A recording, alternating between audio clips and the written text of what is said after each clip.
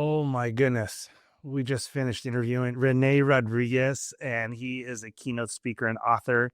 The book he wrote is Amplify Your Influence, which is a total must read for you.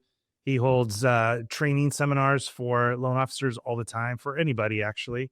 And we're going to touch upon these amazing things in this show: discipline, courage, rejection, mindfulness, and creativity inside a structure. Really interesting topic there, creativity inside of structure. So join us. Let's see what we got with Rene Rodriguez.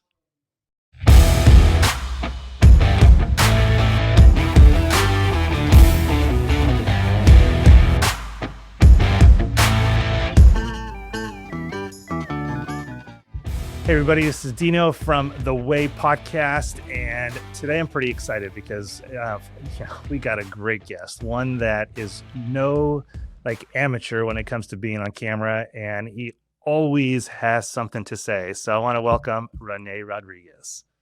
Thanks for having me, Dino. It's a pleasure being here. Yeah, buddy. I don't know that's good if I always have something to say, but we'll see how well we do today. Oh, you always have something to say. I've never caught you with not being able to speak to something so. I'm excited because I have a feeling you're going to bring intense value to everybody listening today. So I appreciate you being here. My honor. The show really is, who are you today? Who did you used to be? And then we walk through all the major milestones together. And I like that because, especially right now, there's a lot of people that are struggling out there, and they're going to blame the economy. They're going to blame the interest rates. They're going to blame a million things. And I know just from my own past career, and I've done it too, right? But what I've realized is there's always somebody that's crushing it. And it doesn't matter what's happening out there. So with you, I really want to unpack a lot of that stuff, but I also want everybody to know who you are, right? Not just all the motivation that you and the teachings that that you give to our industry all the time, but I want to know who you are personally this time. So I want to start with, who are you today? Gosh, how do I answer that question? Who am I today? I mean, the words that come to mind are, but now your challenge has been brought. How do I answer that question? There's so many different ways to answer that question because I feel like I'm in the middle of so much learning right now. And I'm aware of what the perception is of my life. Social media has a really fascinating way of creating a perception, a brand, an image, and by the way, which all benefits. I'm not complaining about it. But I also like to keep it real and say that I'm still learning. I'm still failing. I am still struggling. But I think that's part of the best part of life is I think I'm somebody who enjoys the struggle and embraces it probably more than ever. And because I realize that the best moments of my life have come on the opposite end of the struggle. And so, I can have the house on fire and be like, hey, this is awesome, right? Well, we're just going to put some water. We'll figure it out. Ouch, it burned me. Yep, no big deal. It's part of it. You get burned and you just keep moving, man. And to me, I don't care what happens outside in the world. I do care because I want to help the world, but it doesn't affect me. And not saying it's not difficult, but no president has ever determined my income. No politics have ever really determined whether I'm going to do something or not. Interest rates, you just outwork them. Anything I can't control, I just don't allow into my head, and I literally just don't allow it. And it's not because I'm special; it's because I got way too much other stuff that occupies my brain, way too much other stuff that actually is affectable, if you will, and I need all my energy for that.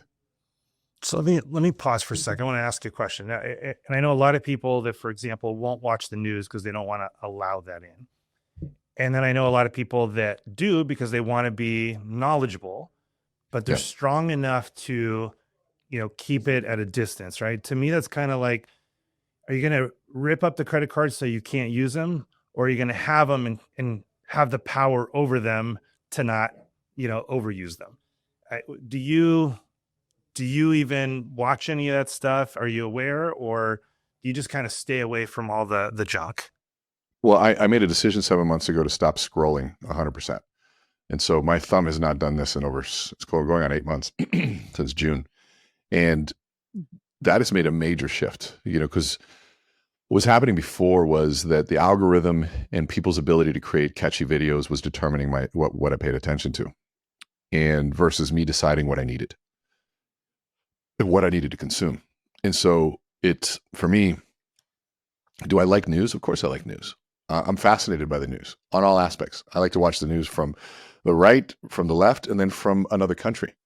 How does other countries talk about this? And what's the narrative they put on this? When you watch it from a fascination perspective, you realize the level of manipulation, the artistry and the psychology, the narrative management and control, the fear mongering, the amount of times they use breaking news. In fact, CNN uses that about 400 times a day. And so to me, it's a fascinating piece. There's information, but then you have to also do your own due diligence and sift through all of those other elements. And so I like how you said that, though. It's, you can cut up the credit cards or you develop the discipline. To me, it's the discipline for me comes from the knowledge and understanding of what's really happening. And so once you see what they're doing, you see through it. And I'm not going to allow that to affect me anymore. And just because I understand what they're doing, it's framing, it's narrative management. They're using things to trigger negativity bias. And when I watch that, I get more fascinated by it. Yeah, for sure. One of the points I try and get across here, right, is it's credibility. And I don't even have to give you any of that, because you've everybody knows who you are in our industry, and you've done a great job with that. But one of the things is relatability. Um, so I'm gonna take you back to day one to do that, because you started just like everybody else, but also relatability. A lot of us don't know who you are, in the way of, like, are you married? Do you have kids? What do you do on a daily basis? I'm married to a beautiful wife, Maddie, and she had 3 kids. I have 3 kids, and together we have 6. Mine are a little bit older, the one that's not as old, and she's got a 6, 8, and 10 in the house, And which how old are are your amazing. kids? I've got a 9, 20, and 24. Wow. Okay. Yeah, yeah, we got them all over the board. But they're highly energetic, and part of my decision to stop scrolling was just to be around more. And that was, you can be in the room but not be in the room. Yeah. And I also stopped my travel by 80% from one week to the next. That required me to develop a new business model quickly, and we did, which actually serves us better now, traveling less. So it's, yeah. So but what do? I work out. I spend time with family. That's basically all I do right now. One of Pretty simple. the big things, at Ethos Lending, that I push so hard for is work-life balance. And the only reason why I push so hard for it is because I didn't have any of it for a really long time. And then about 3 years ago, I had a health scare. I had double vision. And all it ended up being, it was for 3 months though, I saw double. And what happened is it was after I got COVID, actually, and then something got triggered, and I had a nerve 6 paralysis that paralyzed this eye. And it basically couldn't tell the brain that I was looking at the same thing to put it together, right? So it Yeah, was 2. that's scary. And it was scary. And I ended up not working for 3 months, and I did every alternative thing you could possibly imagine. Once I found out I wasn't actually dying, right? Because at first it was like, am I dying? Yeah, And I remember during that time, like, a couple of things happened. One is my team actually handled everything beautifully.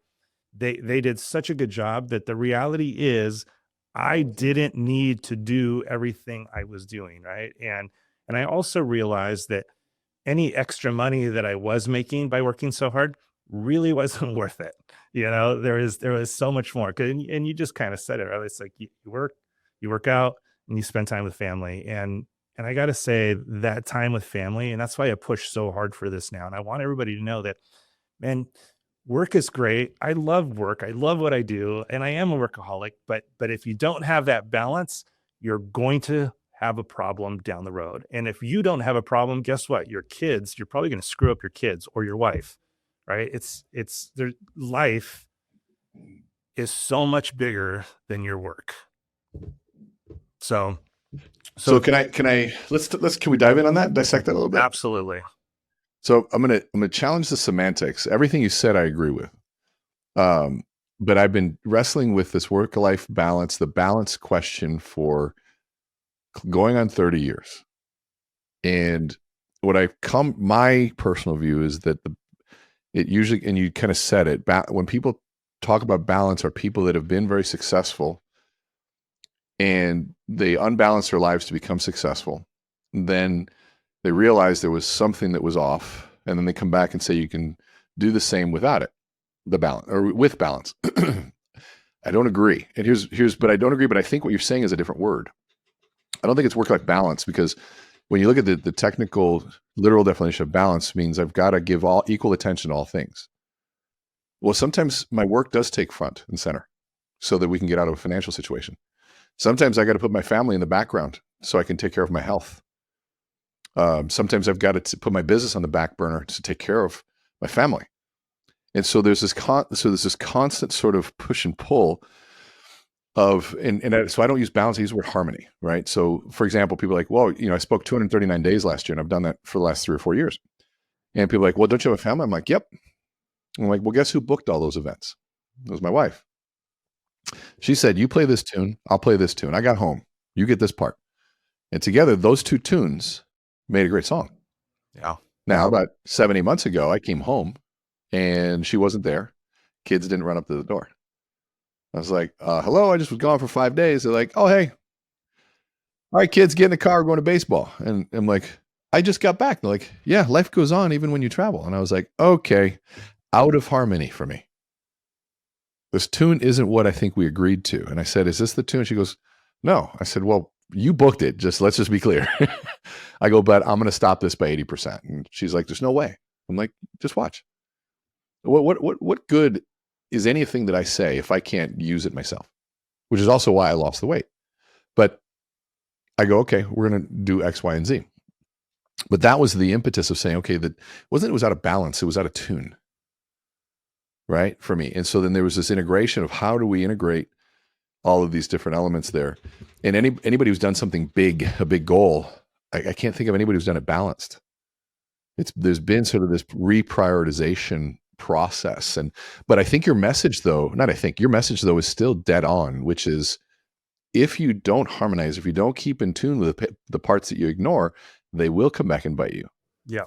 I'll tell you also the other piece, and maybe I didn't articulate it properly, but and I speak for myself, and by all means, I have not mastered this. It's an ongoing None of us effort. have. Anybody who says they mastered this is going to lie about other things too. I haven't mastered it either. Yeah, it's an ongoing effort, but I know I've been for a long time pretty good about, I don't work weekends, right? Like I don't do that. When it was even when it was crazy busy, I never worked past 7. But I'd get sometimes to the office by 5 or 6, and the one thing though that I struggled with the most is this. Yeah. We'd be watching TV together at night, we'd be doing whatever, and something would come to mind, I'd email myself, or I couldn't help while I was doing that, I saw an email and I had to respond real quick. And my wife hears me giving advice all the time. And one time she said, because I've always said this thing, if you reply to your clients at night, they're going to think you work at night, and you don't. So it can wait, right? You don't have to reply. And then one time she saw me emailing at night and she's like, oh, so now you work at night. and it opened this door. So where I'm going with all of it is how present are you in what it is you're doing? And I went through a big thing where, after that health scare I talked about, I decided I wanted to be semi-retired. And all that meant was, instead of working 60 hours a week, I wanted to work 30. But it took a little bit of effort up front to actually study on how to be more productive in a shorter time frame. And for me, the one really, really big thing that like resonated was, I don't care what my desk looks like. When I'm going on a 1-week vacation, man, I not only finish all the work I haven't done in weeks, all the work that needs to be done, but somehow I get everything done for the week that I'm going to be gone. And my desk is spotless. In fact, I even cleaned it. And how is that possible? And what it is I tried to put myself moving forward, right? It was what I did in order to cut my work hours. I put myself in an environment that said, I have to leave by this time. So what I did is I booked myself like a golf lesson, infrared sauna is something I did a lot. I booked something that cost me money at like 1 or 2 o'clock in the afternoon. And if I didn't show up, I had to pay. And I hate paying for something that I'm not going to get the benefit of. So with Yeah. that said, that was my way of putting my mindset in that same, like, I'm going on vacation. I have to get everything done. And what you end up doing is you work on the stuff that matters instead of the stuff that doesn't. Right. Yeah. So I think being present, and when you get home, be present to your kids, be present to your wife. Well, I think the skill set you're outlining there is boundaries. And I have never been good at setting boundaries. And the boundary of times, I'm done at this time.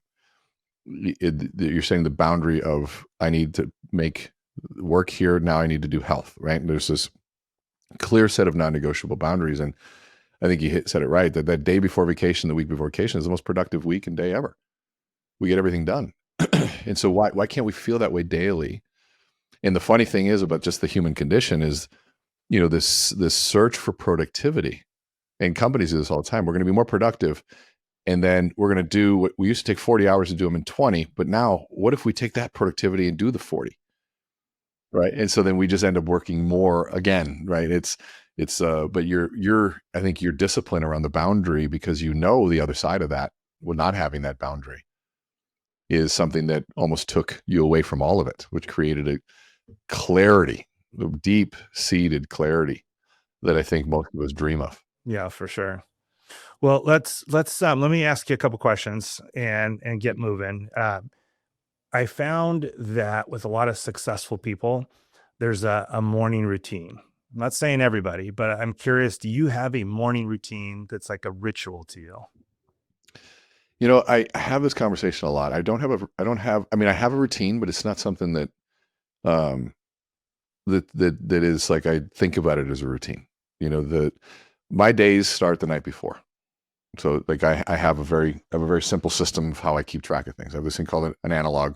And on the analog, I got, this is what I'm allowed to have there on a daily basis. However many things fit on that little card. And that's it. When I'm done with this card, I put it away. Right. And I put out another one. Right. And these are the things that manage my day. And, there's room for 10 things, but I usually try to keep it to around 6 tasks. And you get a lot done if you've identified 6 top priority things. Yeah. And to me, like, I have all the systems and I love tech. But to me, that little analog sheet of paper, it's real simple. I put it there. But that starts the night before. And of course I plan my workouts so I can get up, work out, but like a routine, get up, kiss my wife, walk down, make her coffee while she's getting the kids up. We get the kids off to bed. And usually we talk, have our coffee for a little bit. Let's kind of catch up.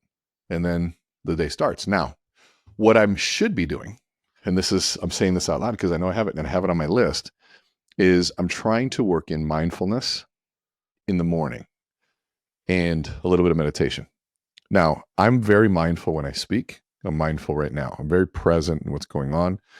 There's nothing else happening for me. But I need to do that in the morning. And me, as somebody who has ADD, like truly has, it's not like, oh, I'm good at it. Like, I have it. And learned a lot of coping methods to deal with it. But the biggest one is that I need to, and it's the hardest one, is just sitting in silence. And I'm struggling with that one, to be honest. It's a really hard one because my brain starts going and starts going and starts going. And that's my routine. But what I should be adding to it is the other. Now, do I read? I read all the time. But, I read when I feel like it. And it's, middle of the day, sometimes in the morning, sometimes at night. Sometimes just, I just need to get away. I'll go sit in my chair, read for half an hour, an hour. But it's less routine, and maybe there's some unconscious routines that I have there. But I don't do the typical, I get up and I do this and I do this and I breathe, and I just do them in different ways. Yeah. But I do agree with you that a lot of really successful people have those routines. Yeah. I mean, I think you already said what you have, though. It's a routine. Maybe it's not as disciplined as, let's just call it, Josh Metal, right? Yeah. And what he does all the time. But I'm curious with something you said about wanting to be more, mindful. Yeah. by sitting in silence. What does that mean to you, right? Does that mean you literally just sit there in silence and you're not listening to anything? Or does that mean you want to figure out how to turn your brain off so you're not thinking? The goal is to observe my thinking, not judge it and let it run and just observe it. And the ultimate goal is that at some point it's going to stop chattering.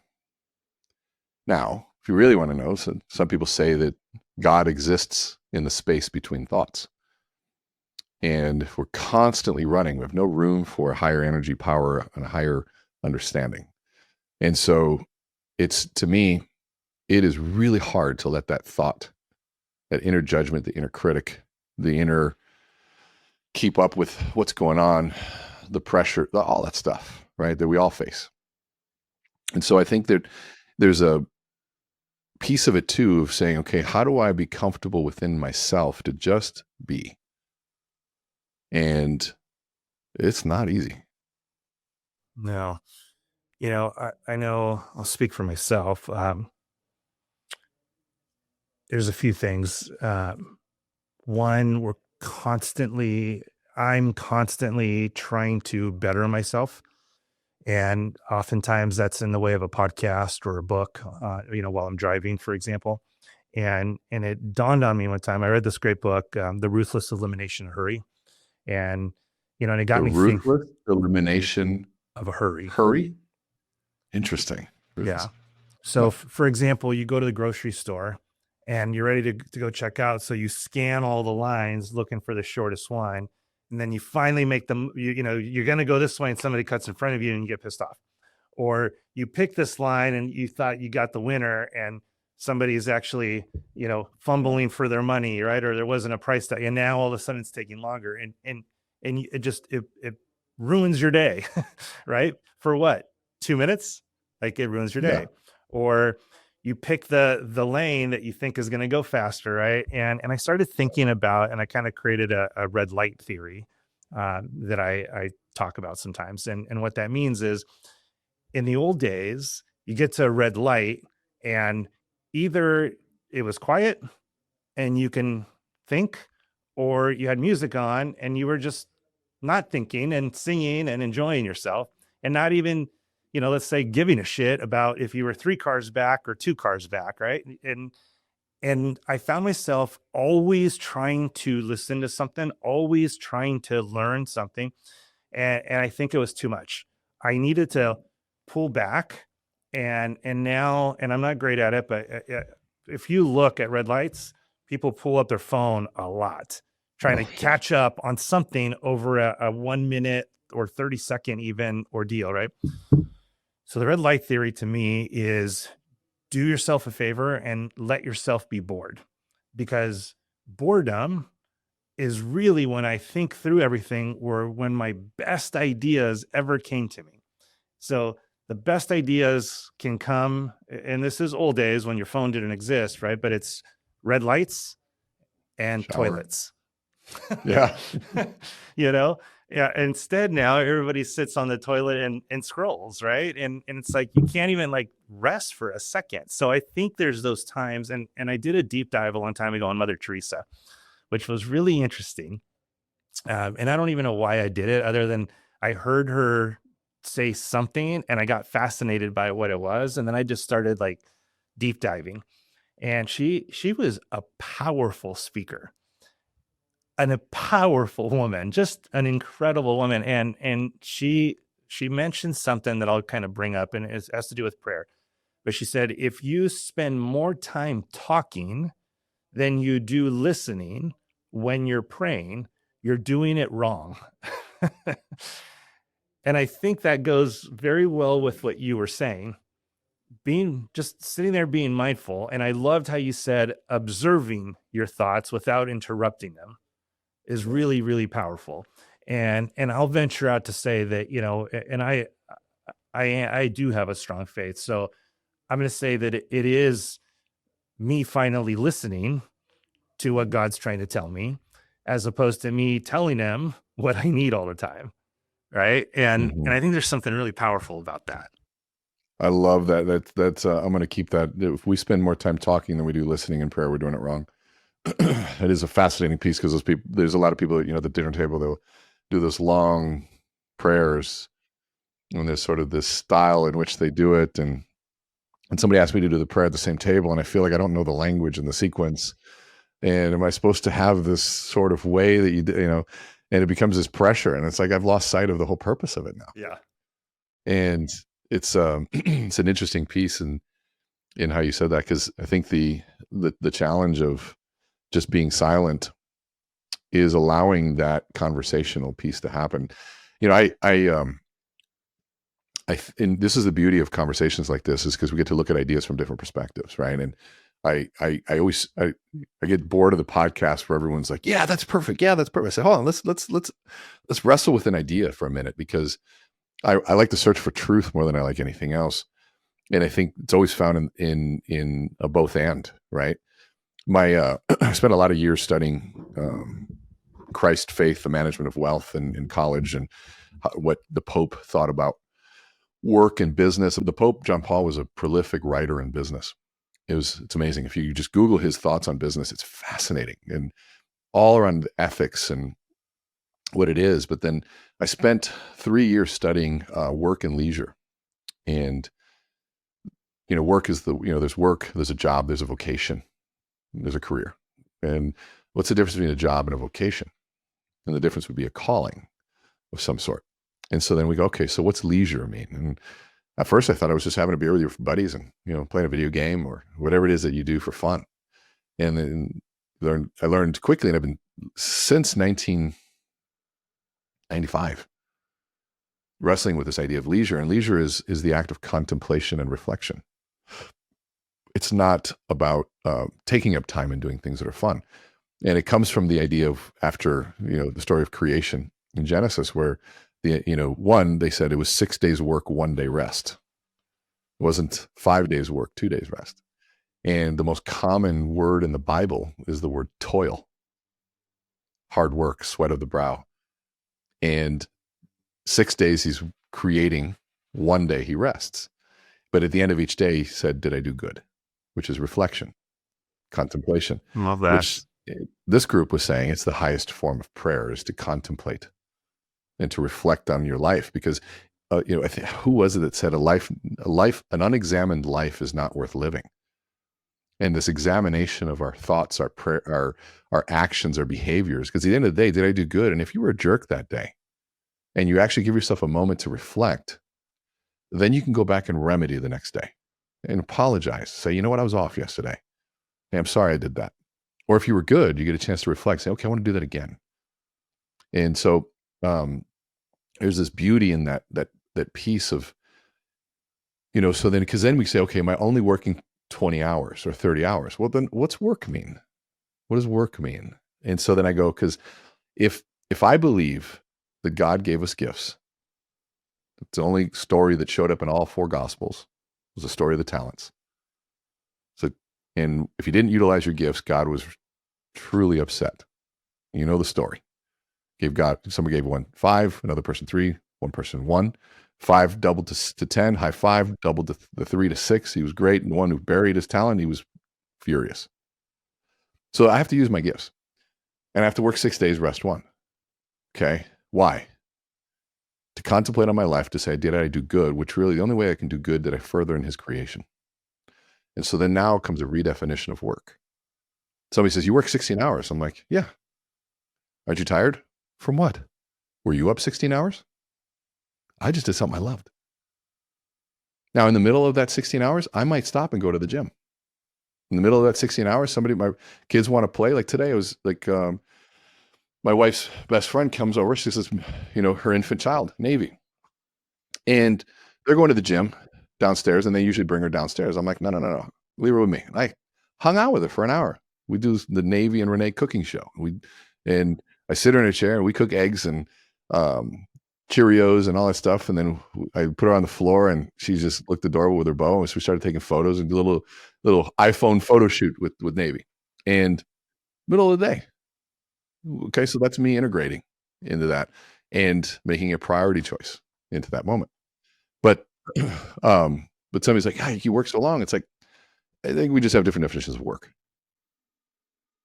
Now, that doesn't mean that I can't overwork and ignore the other stuff, which is really what that you're talking about, is how do you bring in and balance out some of the other aspects. And if I'm solely tunnel visioned on one thing and I ignore eating and food and diet, exercise, family, my health, self-care, all those things, well, yeah, then that's gluttony in a lot of ways.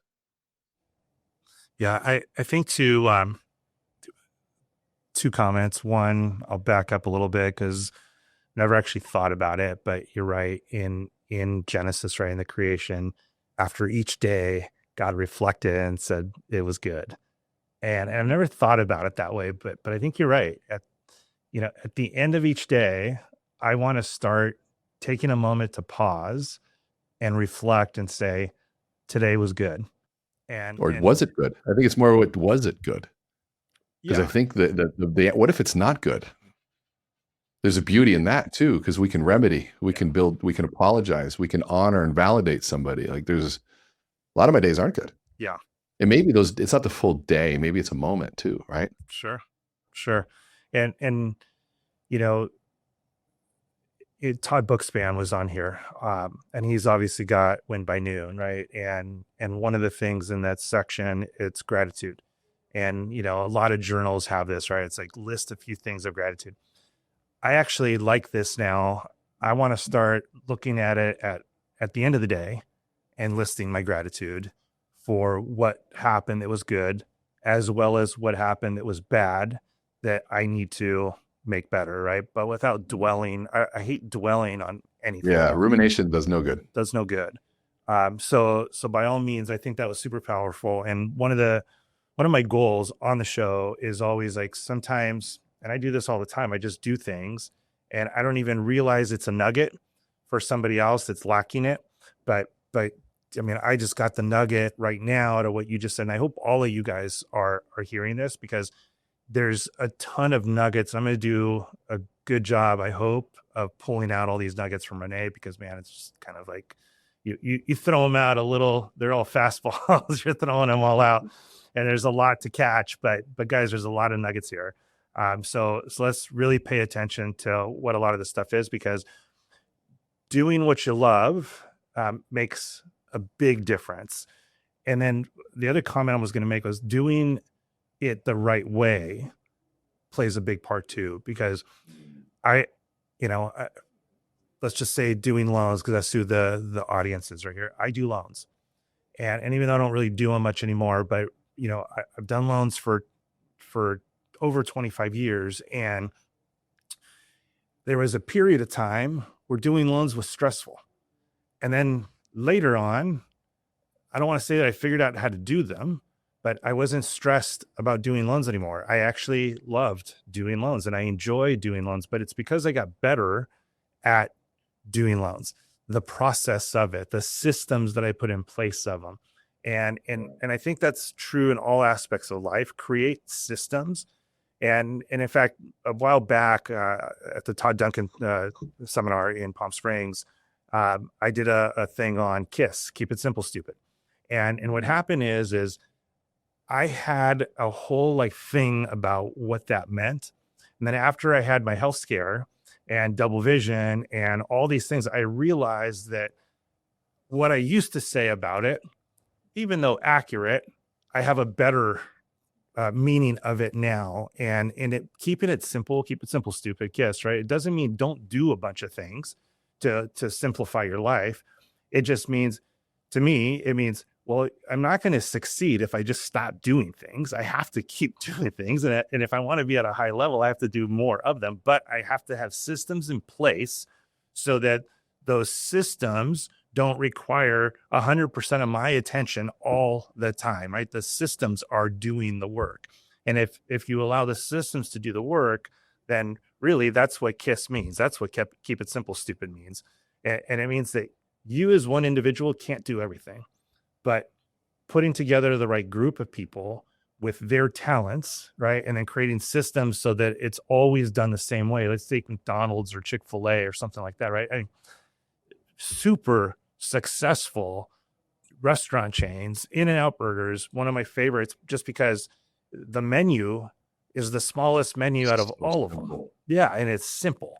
So, I use restaurants a lot because I grew up in the restaurant business. Being Greek, my dad owned a few different restaurants. And I remember a couple lessons he told me, and I've taken them. I try to take them into what I do here. But he loved McDonald's and he loved In-N-Out burgers. He loved In-N-Out for the food. He loved McDonald's for the system. But here are the benefits of both that he really appreciated and what he tried to implement into his restaurants, because it was always fast food with us. In-N-Out, he said, when you see a car pull up, and granted, In-N-Out's so busy, it doesn't even matter, but any normal restaurant, you see a car pull up, there's 4 people. He said, throw 4 hamburgers down on the grill. Because we don't sell chicken.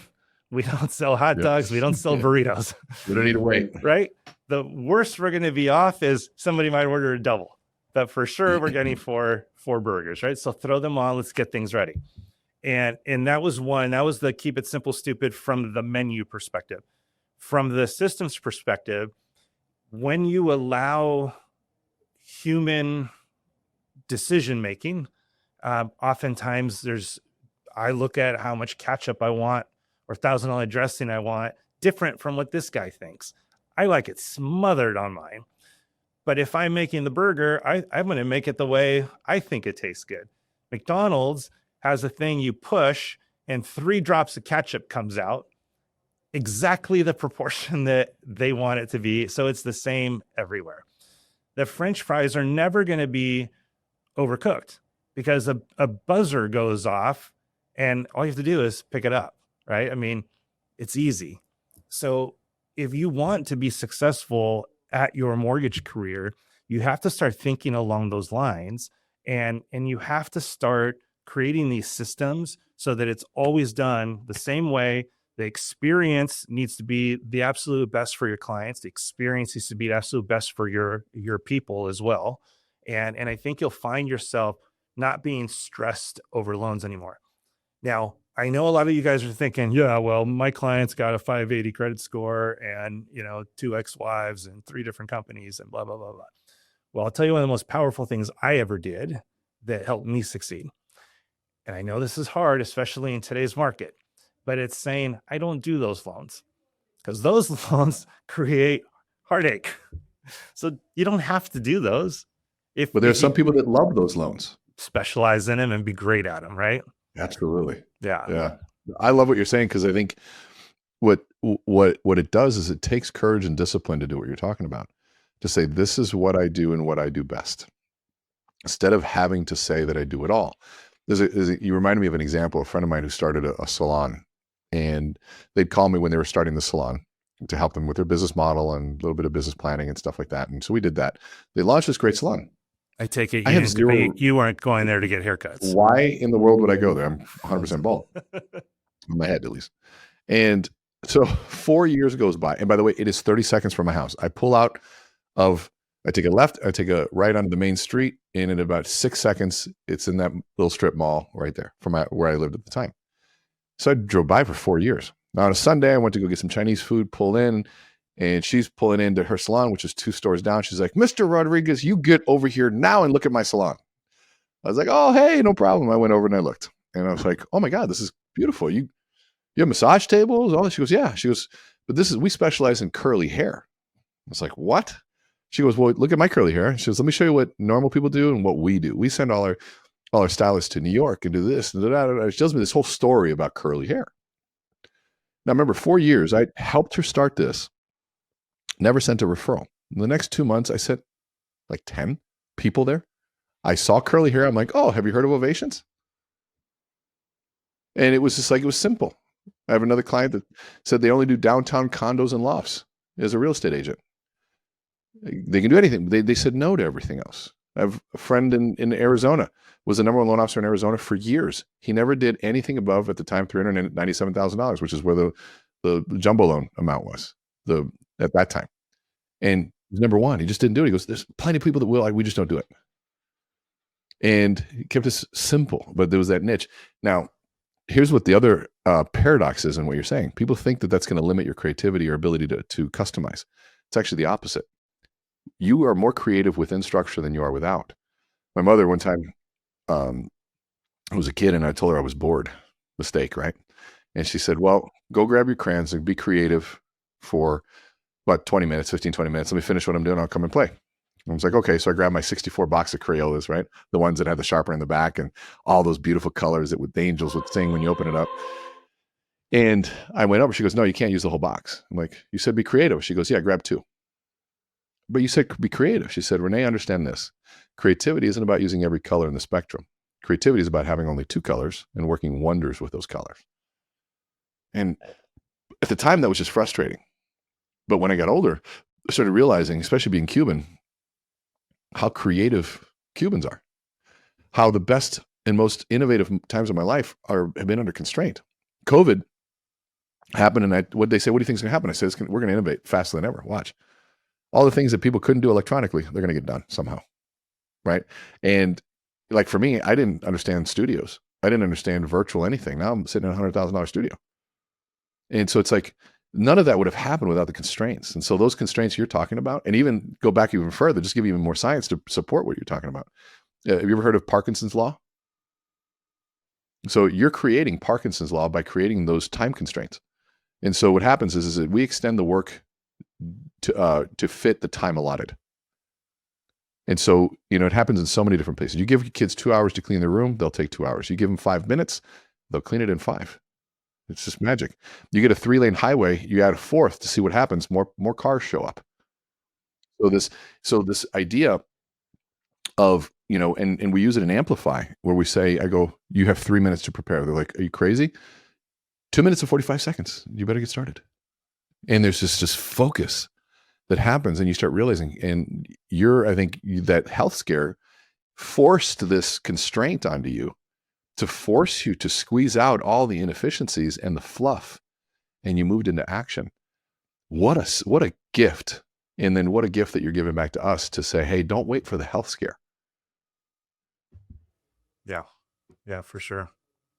Well, I'll tell you what, this could easily be a 5-hour podcast, but I really want to go back. I've never heard day one of Rene Rodriguez. Like when you got started, what did you do? Why? How? And then really, I want to work through those milestones back to today again, because I respect you a ton for who you are today.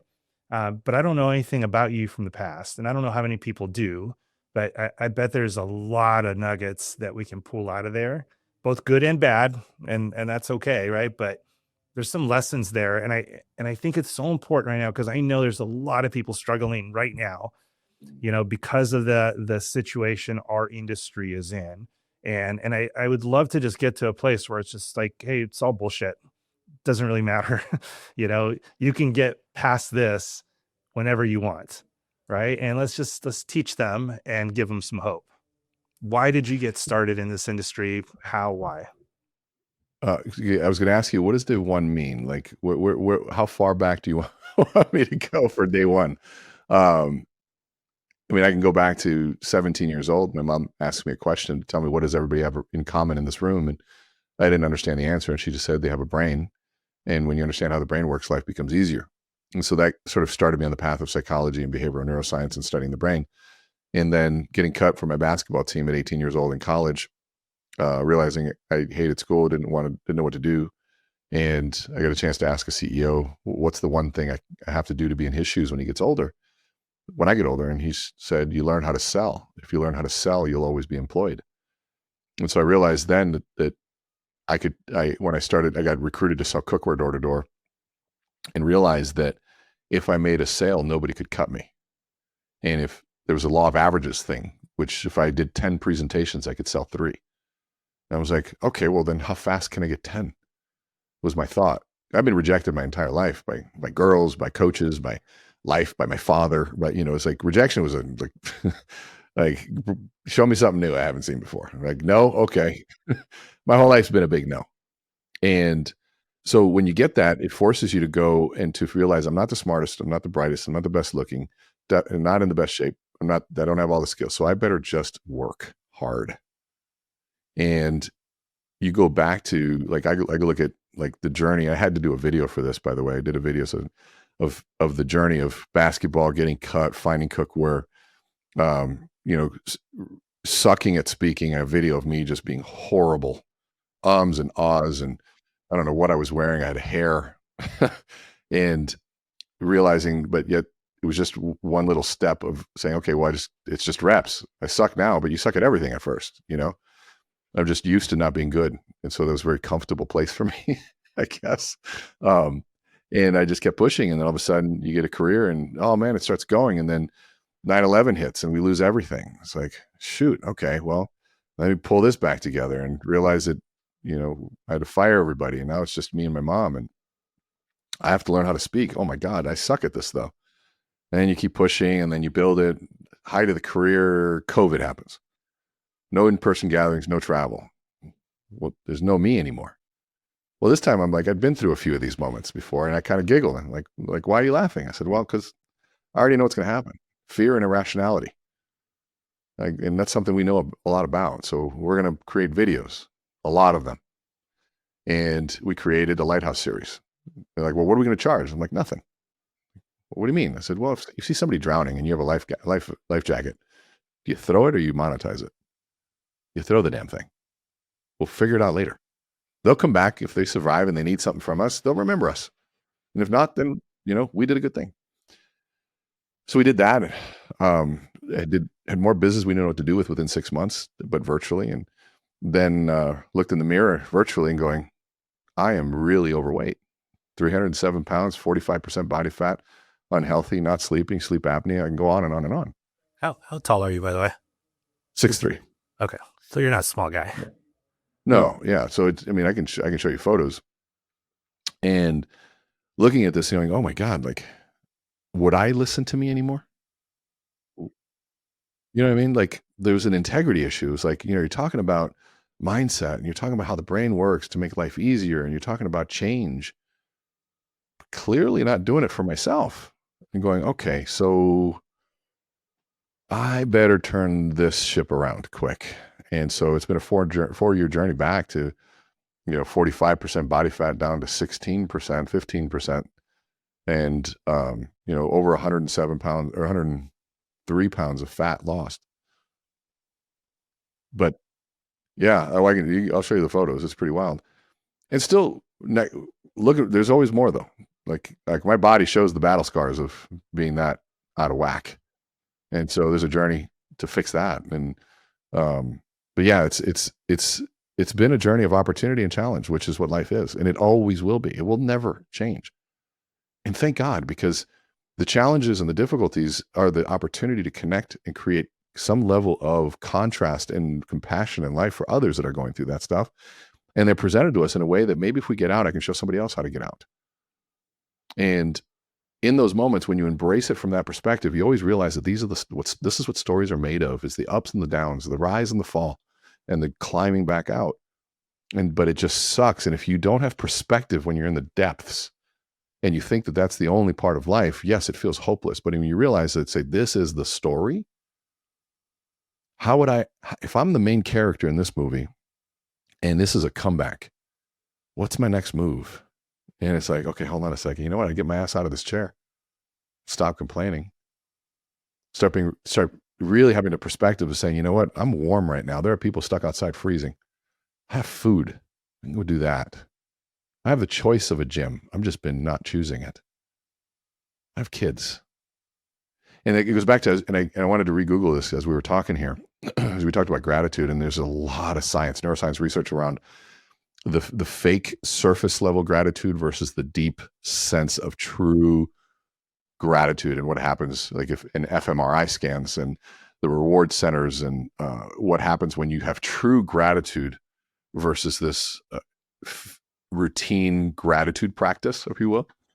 You can't dupe the system of gratitude. It has to be truly felt. And I can go through the research too much, but it's like there's I'm going to give you just a couple little high-low. It's the reward centers that are triggered when we actually feel it. The reality that anxiety and depression cannot exist in the presence of true gratitude. just from a brain perspective, they're antagonistic. It's like having the lights on and off at the same time. It's either one or the other, right? Either you're in gratitude or you can feel the other one. Even one of my favorite organizations is called the HeartMath Institute, and they studied the brain and the heart connection, because you know that there are neurons in the heart. They're only supposed to exist in the brain. We have neurons in the brain, in the heart, and in the gut. And when you study the connection between the neurons in the heart and the brain, and there's a process of coherence that happens when the brain and the heart neurons, they're in coherence. Those brain waves, those neural waves, if you will, are in coherence. When they're out of coherence, there's that dissonance that happens, that discomfort, and gratitude immediately puts you in coherence. I mean, so many cool things that come out of just true gratitude. What you said there, just instead of that ritualistic gratitude practice, right? True gratitude. I think there's a big difference. Uh, I got a couple questions for you. So you said that you were used to rejection. Like, yeah, what else do you got? Type of thing. I know a lot of people that can't handle that and that will crumble. They just physically and emotionally, right? In every which way, they'll just crumble. I've been blessed personally with the same gift as you, um, to be able to overcome that and not take a rejection as a final rejection, just a temporary one. And I get back up on the horse and I go, right? I also, since we brought up the Bible enough times, think about James and how consider it pure joy, my brothers and sisters, right? Like, so when you experience something difficult, like my mindset is every time I'm experiencing something difficult, it's because something good is about to follow. And, Absolutely. and I think that's important, especially because so many loan officers are struggling, but know that it's not going to get better just because you're having a hard time. It's going to get better if you keep sharpening your skills and keep trying to make an effort to get better. And if you get beaten up because you got rejected, like, so what? Get back up, go, but maybe try it a little bit differently this time. Try a different approach because it obviously didn't work the way it used to be. And sometimes I'll go ahead and say that I've been doing loans for 26 years now, and loans alone, right? Well, guess what? We do loans differently now than we did before. So I've had to shift every time something in the market shifts. I've also had to shift how I do things, but I haven't just sat around and buried my head in the sand and waited for everything to come back to how it used to be. I quickly pivoted and learned about the new way of doing things and created a whole new approach to something, which is why I've been able to stay in the game for so long at a high level. So I would venture out to say right now, there's a shift happening. There's a new way of doing loans. If you're not doing anything different today from how you used to do it, you're not going to make it. I don't know if you agree with me or not, but you're not going to make it. I mean, one of the things I love about you, Renee, is you're teaching people how to shift, how to pivot, how to get better at things, and how to have a mindset that's important. And one of the things, and I believe this forever, is even if I can't afford it, man, I better be doing it. Because if I don't spend the money to go do something like Amplify, which I do want to get to because I think it's super important with what you put on your event. If I don't go do something that's going to better me, then I'm not trying. I'm not doing anything, right? Like you said, I might pay for a gym. If I'm just choosing not to go, then it's my own fault. So I want you to talk real quick just about what that mindset is. Why do some people pivot, get back on the horse, try a new approach? Why do some people just crumble and don't have it within them? Part of me says because I'm Greek. You said you're Cuban. I mean, man, Greek families, probably Cuban families, we can be hard on each other.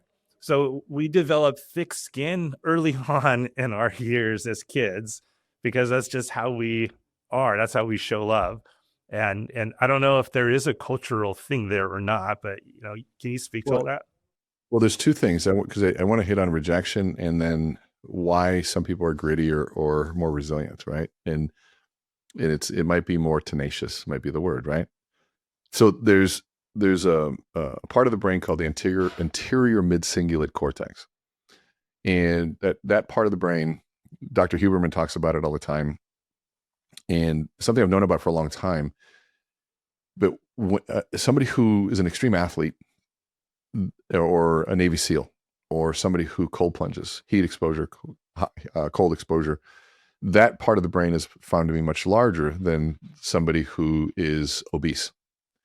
And so, but that person who is obese, when they go on a diet, that part of the brain physically begins to grow. Physically, And it so does. physically grows. And so what they found was that this is a part of the brain that will grow and shrink depending on how often you're doing things that you hate doing. And so if you hate something, like you hate cold plunging and you do it, that part of the brain grows. You hate cold calling, but you do it anyways, it grows. And what they found was that it could be at the core or the seat of our will to live or will to survive. And it grows our capacity for tenacity, which would be the opposite of tenacity, which would be apathy. And so the moment so that's the case for why people choose those morning routines of difficulty and suffering, because they're putting themselves on purpose through something difficult to grow that muscle, anterior mid-cingulate cortex, AMCC, so that when life throws the unforeseeable difficulty at you, you're more ready for the tenacious approach to it. And you get back on that horse. You go into the gym the first time, it sucks, but after a while it becomes easier and easier because that muscle's grown.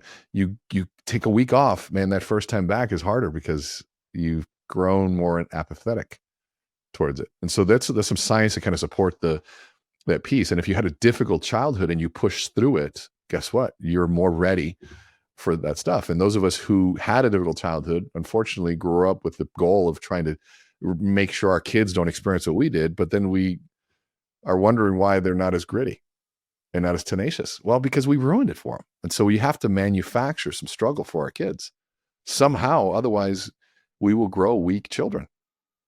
And it's unfortunate, but it's the opposite of what a parent wants. But we have to look past that stuff. And so go back to rejection, though. So rejection is something we deal with a lot because I can tell you, hey, be stronger. That doesn't work. Rejection is not a big deal. Well, it is. It sucks. And so, but I go, why is rejection even part of the equation? That's what I want to study. What is required for rejection to be possible? Well, the first requirement is a request or an expectation or an ask. Well, what if I remove the ask? Can I get rejected? By definition, no. Okay. Well, look at it from two perspectives. The courtship process, a guy hitting on a girl. And you do this all the time. Guys say, well, does this work help you better with meeting women? Of course it does. But what about nice guys finishing last? I said, that's not true either. Nice guys are passive, manipulative liars. And they look at me like I'm crazy. I'm like, why are you being nice? Well, my mom taught me. I said, great. Then why aren't you nice to everyone? Why just her? Let's be honest. And here's the thing. I'll save you the trouble. Girls have been having guys be nice to them their entire lives. And they know that if niceness unearned or just niceness out of the blue in comparison to others, it's a quid pro quo. You have a hidden agenda. And so you are passively trying to manipulate me through nice. Doesn't work. It doesn't work. And they see through it. No different than you calling an agent saying, hey, I just want to get together and just learn about you. Agent's like, bullshit. You want my leads. And so if you have this hidden agenda, I want to be nice so that I can get your phone number. I want to be nice so I can get your leads. There is this dissonance in time. And so you can't, if you're being passive and manipulative and putting on an act and hiding of course you are not natural. It is just a lie. And so, okay, so how do we fix that?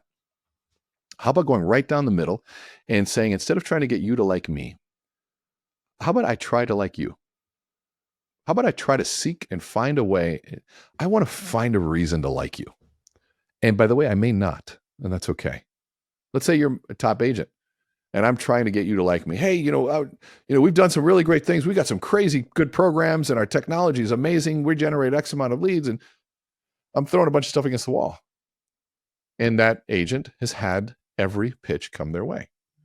Versus if I do some research on you and I'm like, okay, there might be a fit here. Dino seems like a really cool guy. I said, Dino, I'm calling because every year I make a decision to surround myself around people that are of like mind and of like values and have the same commitment to excellence as we do. And sorry, I did a little stalking about you, and I really like what I'm seeing. And so I'd love to get together and explore if that's the case. Now, Dino, I also want to tell you that some of my best relationships I never do business with, ever.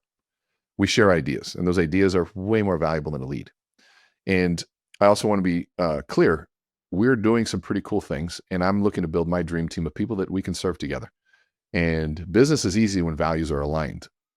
And so I just want to see, and if you're open to it, I'd love to explore to see where we might align. And that is me. And if I want to take it further, if I did my research and I said, Dino, I really love what it is you're doing. I read that article that you wrote on balance and health scare. That got me thinking. I have some questions, I have some challenges maybe on that, but maybe I'm wrong. But I'd love to explore that a little bit more. Now, all of a sudden, I've taken an interest in you. And if I truly have let go of the need for the lead and truly am trying to find somebody that I resonate with, and at the end of that conversation, we both say, man, this was really fun, and we both like each other. You know what's really easy to do at the end? Business. And even if I don't, I have built a really cool relationship. And I have so many strong relationships that I do zero business with. And then 5 years later, they come to me for a massive deal, or maybe never. But in that process, I find all sorts of relationships, and with the relationships, you find opportunity. So it's a really simple way to make rejection irrelevant by stop trying to get people to like you, start trying to like them. Gosh darn, Renee, that is such great information. So many nuggets, and I know we're short on time. So fortunately, I know we have to wrap it up. One of these days, I'm going to get you back on here because I got like another 35 at least questions to ask. No, these are great questions. I love it. I'll be back anytime. Awesome. Well, I'll tell you what, before you go, any last words of wisdom, a great book and a great quote. How about those two things? Best book I can tell you to buy is mine, Amplify Influence. I do want you to buy it. There's no passive manipulation. I would love for you to buy it. It will also reflect a lot of the things we talked about here today. And a great quote, courage is the price that life exacts for granting peace. Those that know it not, they know no release from little things. They know not the livid loneliness of fear, nor mountain heights where bitter joy can hear the sound of wings. That was Amelia Earhart. What she's basically saying is if you want peace in your life, there's a price, and that's courage. If you don't show courage, you're going to be stuck in the little things in life, no release of those little things. But you also will never experience the mountain heights where bitter joy can hear the sound of wings. So courage to me is the answer to almost everything. Awesome. Thank you so much for joining us. You. Really appreciate you guys. I hope you got some valuable insight from all this. Feel free to reach out. Renee has a program that he puts on all the time. When is your next program, Renee?